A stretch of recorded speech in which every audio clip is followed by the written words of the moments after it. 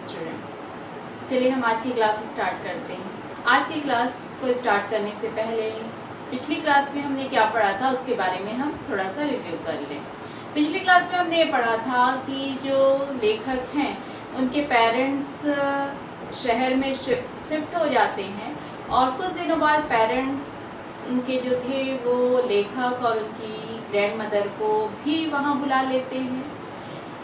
जब वो वहाँ जाते हैं तो उनके बीच की उनके दादी माँ और लेखक के बीच की दूरियाँ थोड़ी सी बढ़ जाती है, क्योंकि पहले की तरह उनकी दादी जो है लेखक को अब स्कूल पहुँचाने भी नहीं जाती है, क्योंकि उनके लिए स्कूल बस आता है। जो समय वो स्ट्रीट डॉग के साथ बिताया करती थी, अब वो डॉग्स भी उन शहरों में नहीं हैं।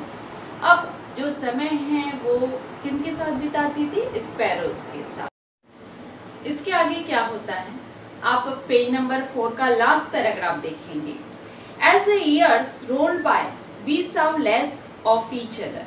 जैसे तैसे समय बीतता गया और हम दोनों में जो मेल मिलाप है वो क्या होता गया? कम होता गया। फॉर सम टाइम, कभी कभी she continue to wake up me up, वह मुझे उठा दिया करती थी, and get me ready for school, और स्कूल के लिए क्या कर देती थी? तैयार कर देती थी।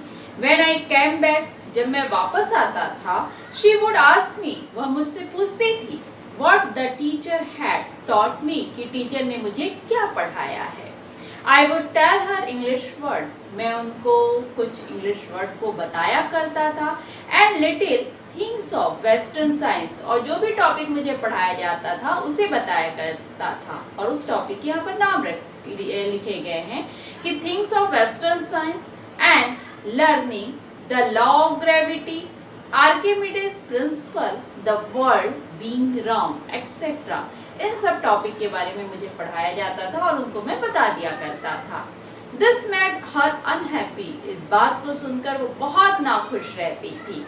She could not help me with my lesson, क्योंकि वो अब मेरे लेसन में मेरी कोई क्या नहीं कर पाती थी? मदद नहीं कर पाती थी। She did not believe in the things they taught at the English school, और ये बता रहे हैं कि उनको बिल्कुल भी विश्वास नहीं था जो कुछ भी मुझे इंग्लिश स्कूल में क्या किया जाता था? पढ़ाया जाता था।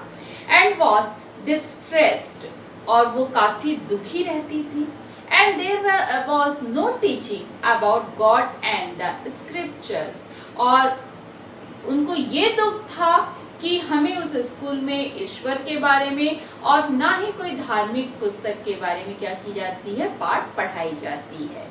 वन डे, एक दिन, आई अनाउंस, मैंने ये घोषणा कर दी, that we were being given music lesson, कि हमें क्या सिखाया जा रहा है? म्यूजिक लेसन सिखाया जा रहा है, म्यूजिक सिखाई जा रही है।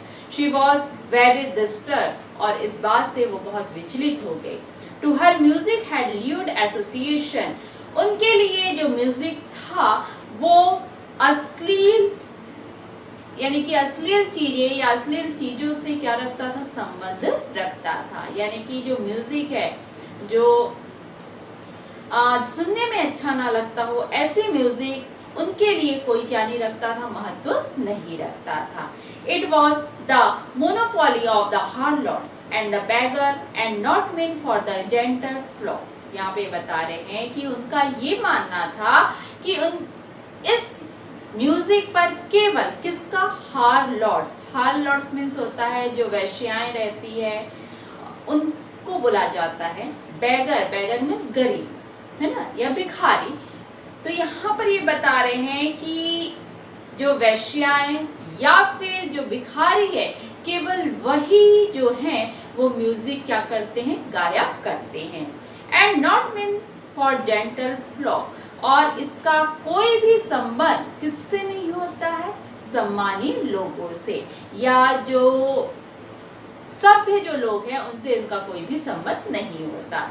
सी सेड, उसने कहा, सी सेड नथिंग, उसने कुछ भी नहीं कहा, but her silence meant disapproval, किंतु उनकी चुप्पी ये बता रही थी कि वो हमारे इस जो हम म्यूजिक सीख रहे थे उससे बिल्कुल क्या है? असहमत है।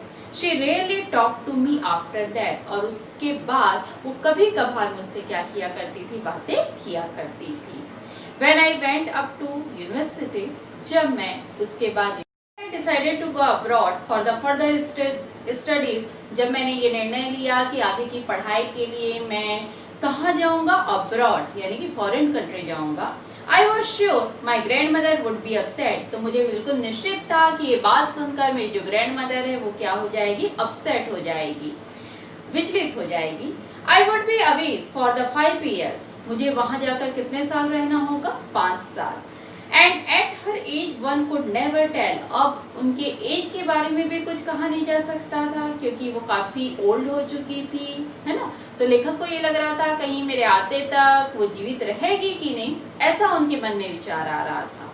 But my grandmother could, किंतु मेरी ग्रैंड मदर ने कुछ भी नहीं कहा। And she was not even sentimental, ना कि वो बहुत ज़्यादा भावुक हुई। She came to leave me at the railway station, यहाँ तक वो कहाँ पर आए, मुझे रेलवे स्टेशन तक छोड़ने भी आए। बट डिड नॉट टॉक, किंतु वहाँ मुझसे उन्होंने बात नहीं किया, और शो एनी इमोशन, और ना ही कोई भावुकता उन्होंने वहाँ दिखाई। हर लिप्स मूव्ड इन प्रेयर, उनके लिप्स में क्या था, केवल प्रार्थना ही था। Her mind was lost in prayer, और उनका जो दिमाग था वो भी किस में व्यस्त था, प्रार्थना में, प्रेयर में व्यस्त था। Her finger were busy telling the beads of her rosary, उनकी जो उंगलियां थी वो माला के दानों को, है ना, मनकों को जपने में लगी हुई थी। Silently she kissed my forehead, बड़े बड़े धीरे से उन्होंने मेरे फोरहेड में, मेरे माथे पर किस किया। एंड व्हेन आई लेफ्ट, और जब मैं वहाँ से गया, आई चेरिश्ड द मॉइस्ट इम्प्रिंट, तो एक मॉइस्ट मीन्स होता है नमी, नमी युक्त जो छाप थी वो उससे सिजोकर या संजोकर मैं अपने पास रखा। एज परहैप्स, और शायद मुझे ऐसा लगा, the last sign of physical contact between us, कि यह हमारे बीच का एक लास्ट, अंतिम क्या है, कॉन्टैक्ट है, यानी कि एक अंतिम चिन्ह है। It was not so, किंतु ऐसा कुछ भी नहीं हुआ। आफ्टर 5 years, 5 साल के बाद, आई केम बैक होम, जब मैं घर वापस आया, and was meet by her at the station, तो उनसे मेरी मुलाकात कहाँ हुई, स्टेशन में हुई।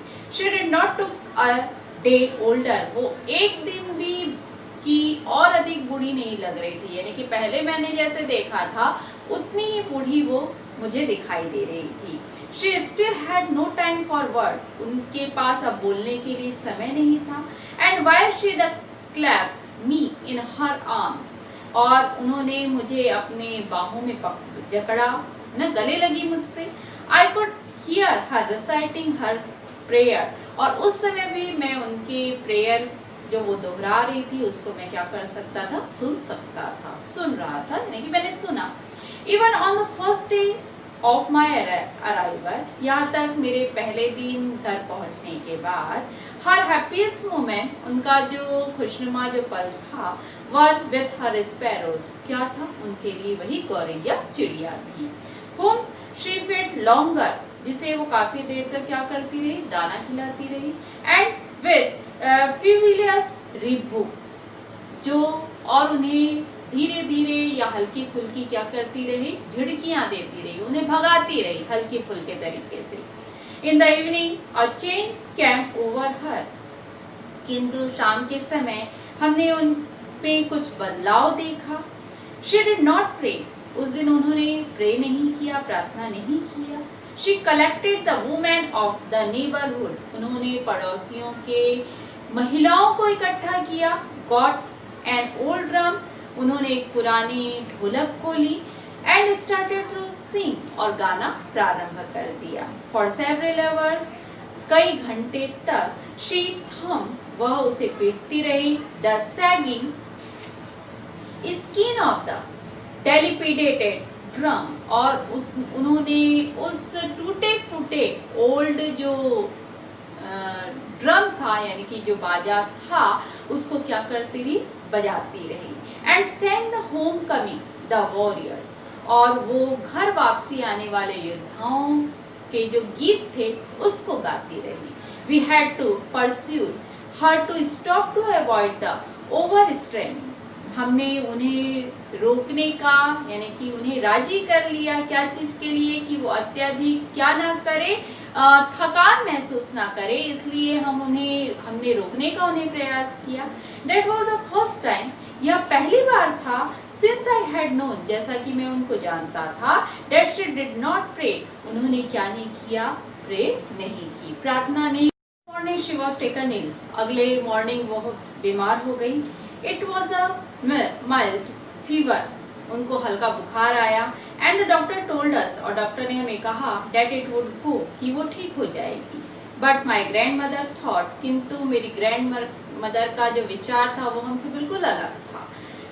सी टोल्ड अस, उन्होंने हमसे कहा that her end was near, कि उनका जो अंतिम समय है वो करीब आ गया है। शी सेड दैट, उन्होंने यह भी कहा कि since only a few hours before the close of the last chapter of her life, कि उनके जीवन का जो अंतिम जो चैप्टर है उसको क्लोज होने में, उसको समाप्त होने में अब कुछ ही घंटे बच गए हैं। She had omitted to pray, अब उन्हें अकेले प्रे के लिए छोड़ देना चाहिए। She was not going to waste any more time talking to us, वो अब हमारे साथ अधिक समय बात करने में क्या नहीं करना चाहती थी, गुजारने वाली नहीं थी। वी प्रोटेस्टेड, हमने उनका विरोध किया। But she ignored our protest, किंतु उन्होंने हमारे विरोध को क्या कर दिया, इग्नोर कर दिया, उस पर ध्यान नहीं दिया। शी ले पीसफुली, वो क्या हुई, बड़ी शांति से लेटी रही। इन बेड प्रेइंग, बेड पर प्रेइंग करते हुए, प्रार्थना करते हुए। एंड टेलिंग हर बीट्स, और अपने उन्हीं मन को उन्हीं दानों को क्या करती रही, जपती रही। इवन बिफोर, इससे पहले, वी कुड सस्पेक्ट, हम कुछ सोच पाते, हर लिप्स स्टॉप मूविंग, उनका जो लिप्स था वो क्या हो गया, रुक गया। And her rosary fell from her the lifeless finger, और उनकी जो माला थी उनके निर्जीव हाथों से क्या हो गई, छूट गई। A peaceful pallor spread on her face, जो शांति नुमा जो पीलापन था उनके पूरे फेस में छा गया, चेहरे में छा गया। एंड वी न्यू, और हम जान गए, शी वॉज डेड, कि अब वो क्या हो गई है, मर गई है। We lifted her off and bed and as the customary, और ये बोल रहे हैं कि हमने रिवाज के अनुसार उनको बेड से नीचे उतार दिया।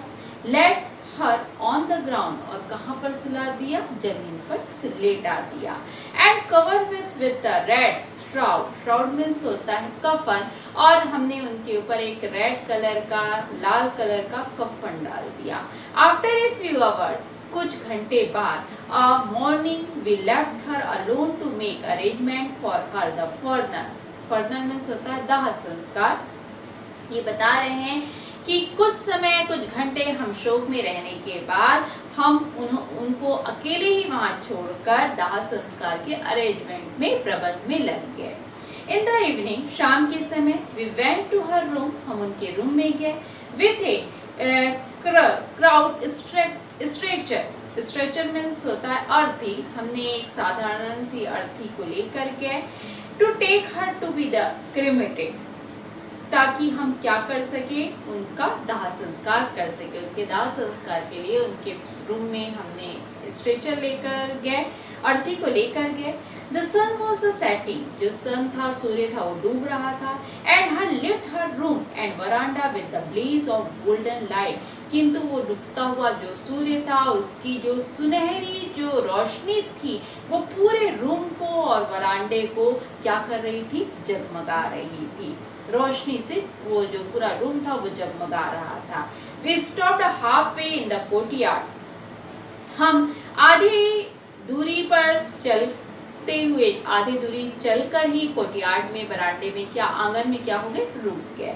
All over the veranda and in her room, पूरा जो बरांडा था और उनका जो रूम था, राइट अप टू वेयर, यानी कि जहाँ से उनकी अर्थी को निकाली गई थी, वहां से लेकर शी ले डेड, जहां पर उनकी बॉडी को लेटाया गया था, and Steve wrapped in the red shroud, और उनको जो कफन पहनाया गया था, thousand of the sparrows set scattered on the floor, वहां से लेकर यानी कि उस रूम से लेकर जहां उनका शव, उनकी डेड बॉडी पड़ी थी, वहां से लेकर पूरा जो बरांडा था वो किससे, हजारों स्पैरो से क्या हो गया था, जो फर्श था वो भर गया था।